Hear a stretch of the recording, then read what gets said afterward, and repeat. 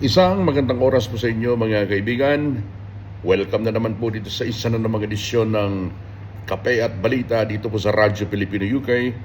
Ako po ang inyong lingkod, ako po si Bandy Bernardino. Ang atin po namang broadcast ay nag-emanate dito po sa lungsod ng London ng bansang United Kingdom. Ang oras po dito ngayon mga kaibigan, ganap ng alas 2:22 ng madaling araw. Na-excite lang ako dito sa balita dahil napanood ko sa isang pagpupulong o isang talumpati nitong ang ating idol, itong si Sagip Party List Representative Rodante Marcoleta na tatakbong senador sa May 2025 midterm elections. Sa isang pagpupulong dyan po naman sa lungsod ng Davao, sabi ho niya, nagpahayag siya ng kahandaan na pwede siya magiging counsel ni Vice President Sara Duterte kapag natuloy at nagtagumpay yung impeachment complaint na inihain po dyan sa Kamara laban sa ating pangalawang Pangulo. Excited na excited ako nung marinig ko mula mismo sa bibig nitong si Congressman Marcoleta dahil siya lang naman ho talaga ang matino na nagtatanggol at kakampi ng Vice President dyan po sa Kamara, especially nung sinimulan po itong hearing ng House Committee on Good Government at maging ng Quadcom mga kaibigan. Kaugnay nga po itong inirereklamo na umano'y questionable ang paggamit sa confidential fund ni Vice President Sara Duterte. Ito po ay matapos na magpahayag naman itong chairman ng House Committee on Good Government na nirap up na po nila yung investigasyon ng kanyang komite kaugnay itong confidential fund ng OBP. Abay, nakailang araw din ang investigasyon nila mga kaibigan.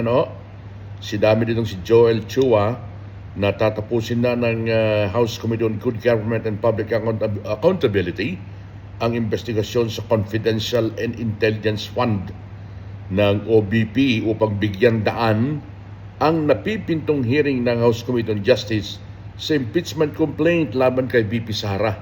Pero huwag kang magsalita ng patapos, Congressman Chua, dahil kailangan pang mangalap ng sapat na bilang ng signature kung sino man po yung nag-sponsor dyan sa impeachment complaint dyan sa Kamara. Kailangan sila makakalap po ng sapat na bilang like 106 signatures ng sandamakmak ng mga kongresista bago ho ito maisampa doon sa House Committee on Justice. Yun ho yung mag-initiate na sinasabi mga kaibigan para po umbusad yung impeachment complaint. Pero wag kang magsalita ng patapos, Congressman Chua, sa sinasabi mong napipinto. Pag napipinto, wala pang kasiguraduhan yan. Tingnan natin kung hanggang ilan ang kayang kolektahing signature ng sino man pong sponsor ng impeachment complaint na ito. Nakaka-excite, binigyang diin po nitong si Congressman Marcoleta mga kaibigan sa isang pagpupulong dyan sa lugar sa Davao na nakahanda po siya. I will suggest to her na engage me as one of his counsel kapag natuloy yung impeachment mo na yan. Itong si Congressman Marcoleta, pag nagpaliwanag ko ito, pakikinggan ho ninyo Malayong malayo ang takbo ng kaisipan ni Congressman Marcoleta kumpara dun sa mga sino ba yun? Nag-grandstanding na committee ng Quad Committee, House Committee on Justice. Wala ho sila kay Congressman Marcoleta Kaya sinabi ni Kong Marcoleta, kaya pinagtatanggal ako as members ng napakaraming komite dahil ayaw nila na questioning ko sila dahil may basehan siya Meron siyang pinaninindigan na base sa legalidad at konstitusyon. Hindi yung katulad ng ginagawa ng ibang congressman ho dyan na puro lamang investigasyon na nilalabag na pala nila ang ilan sa mga probisyon sa ating konstitusyon sa kanilang ginagawa, mga kaibigan. Kinakain daw masyado ng Quadcom ang napakaraming oras ng Kongreso na dapat ay pagtuunan sa pagdinig o pagbusisi sa mga napakaraming panukalang batas na magaganda. Partikular ho yung mga inihain niyang panukalang batas para mapababa yung halaga ng kuryente sa Pilipinas. Pero nababaliwala ang lahat ho ng mga magagandang panukalang batas sa Congress dahil kinakain ng Quadcom yung kanilang oras.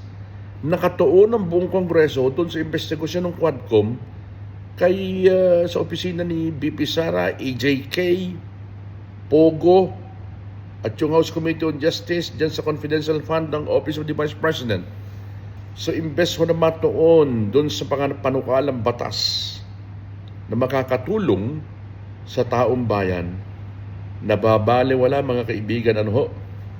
Kaya sabi ni Congressman Marcoleta, ayoko na sa Kongreso, gusto ko nang lumipat sa Senado.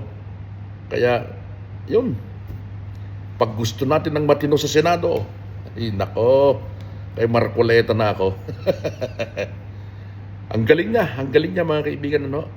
So subaybayan ho natin ngayong linggo dahil kung pinarap up na ho ng House Committee on Good Government itong investigasyon, paano ho yung sinasabi nila na pangatlong impeachment complaint na isasampan ng ilang congressman? Antabay lamang ho tayo mga kaibigan. Bye for now. Baka gusto nyo pong mag-subscribe sa channel natin mga kaibigan, ano? Isang subscribe lang, maligaya na ho tayo. Thank you. God bless.